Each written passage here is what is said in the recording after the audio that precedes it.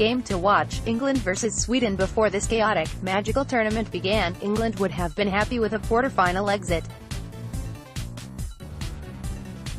We all said as much.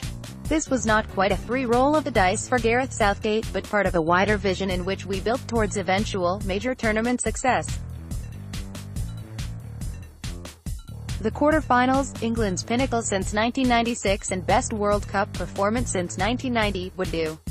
No criticism, no root and branch review, no scapegoating. Except that it never really works like that. Expectations are never set in stone, and so they change as our experiences change.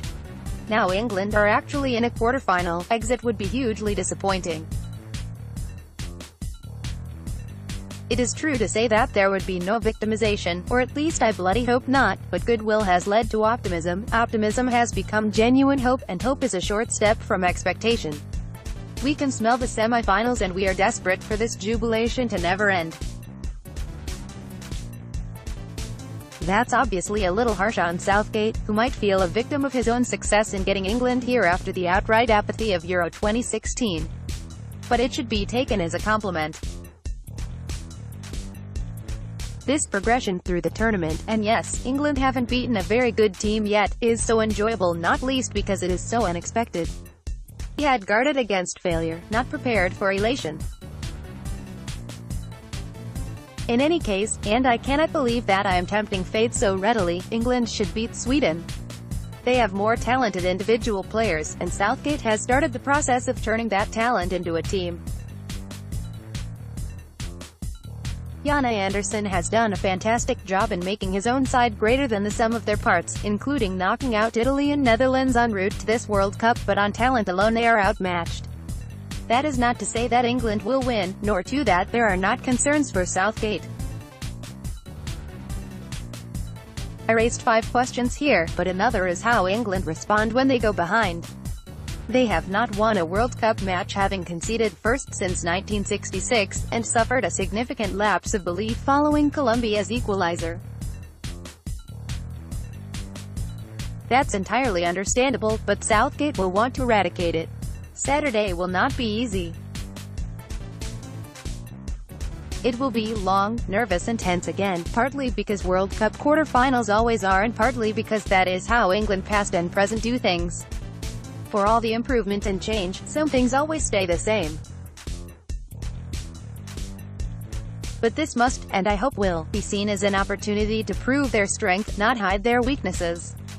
England are one victory, or one more nerve-shredding penalty shootout, away from a place in the World Cup semi-finals. After the mood they have garnered during this tournament among the country's entire population, all we can ask is that they do themselves proud. Player to watch, Neymar, just what football needed really, a divisive superstar footballer who many believe allows his own ego and celebrity to cloud his judgment. Cristiano Ronaldo might have left Russia after the last 16, but Neymar is perfectly prepared to take on his mantle. Neymar is not just the perfect modern footballer, he is a supercharged, parody version of it.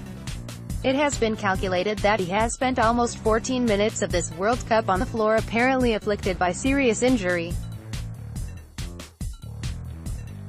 While there's no doubt he is subject to rough physical treatment, their reaction only entrenches the view that Neymar is spoiled. This is both extremes of the same conscience, warring with one another in a yellow shirt and blue shorts. But see if he cares. Neymar was named man of the match against Mexico, having scored 1 goal and assisted the other. While you remember him flapping about on the floor as if an elephant had trodden on his leg, tighten the Brazilian population remember their talisman leading them into the quarter-finals. 4 years ago, Neymar suffered the back injury that ruled him out of the semi-final against Germany, and the Selecao fell apart. If the team is after redemption, Neymar will be determined to make up for lost time. Play a pivotal role in knocking out Belgium, and he'll be the new favorite for the Golden Ball. Either way, it will be worth watching. Neymar always is, as much as you might refuse to admit it. Manager to watch, Stanislav Cherchesov. Cherchesov's management is by now beginning to look like a piece of performance art. Russia went into this tournament as the lowest-ranked nation with the most miserable recent results. Pre-tournament friendly defeats were endured with a central defensive 3 and 2 wing-backs, the coach insisting that this was his strategy and that he was sticking to it. Then, against Saudi Arabia in their first group game, Cherchesov picked a flat back four and Russia thrived against weak opposition. Understandably, he stuck with that shape as Russia qualified from Group A. Any doubts that Russia might be the worst-ever World Cup hosts had been quickly allayed. Having landed on a plan that worked, Cherchesov ripped it up for the last 16 match. To the surprise and concern of Russia's supporters, he went back to the central defensive 3 and hoped to hold out through resilient defense. Those who had watched Russia defend, and Igor Akinfeev try and save shots, over the previous 2 years held little hope of them achieving it. But they did. Now we don't know what Cherchesov will do. Croatia have been as dangerous as Spain in this tournament, but can Russia really carry out the same plan twice? Hope that Croatia concede a silly penalty, score with their only shot on target and go through on penalties again? Or will the coach ask the full-backs to become wing-backs? Or even revert to the back four? Your guess is as good as mine, but Cherchesov has surpassed all expectations in this tournament, more so than even Southgate.